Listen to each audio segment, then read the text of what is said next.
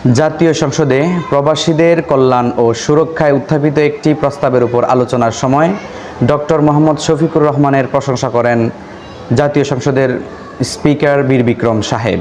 তিনি বলেন, সংসদীয় জীবনে তিনি অনেক প্রস্তাব দেখেছেন, তবে বিরোধী দলের পক্ষ থেকে এত সুন্দর প্রস্তাব, সময় উপযোগী ও জনকল্যাণমূলক প্রস্তাব খুবই কম দেখেছেন। স্পিকারের এই বক্তব্যের পরে সংসদ কক্ষে ইতিবাচক পরিবেশের সৃষ্টি হয়। চলুন আমরা এর ভিডিও ফুটেজটি দেখে আসি। কোনো বিরোধী দলের নেতাকে কোনোদিন কোনো প্রস্তাব দিতে দেখিনি কোনো সংসদে। আপনি অত্যন্ত গুরুত্বপূর্ণ একটি বিষয়ের উপরে সংসদের দৃষ্টি আকর্ষণ করেছেন, সেজন্য আপনাকে ধন্যবাদ। প্রত্যেক বক্তাই গুরুত্বপূর্ণ বক্তব্য রেখেছেন এবং দেশের কল্যাণে এই বক্তব্য কাজে লাগবে।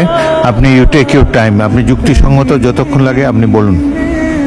তারা সাধারণত মারা গেলে এদেশে এখন আর ফিরে আসে না। এক সময় 2 দিন, 5 দিন, 7 দিন, 13 দিন, 15 দিন পরে তাদের লাশ ফেরত আসত।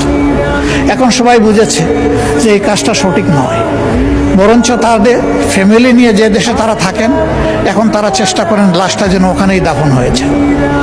তাদের এখানে আমাদের কাছে এইরকম কোনো চাহিদা নেই যে আমাদের লাশটা বিদেশে নিয়েছে।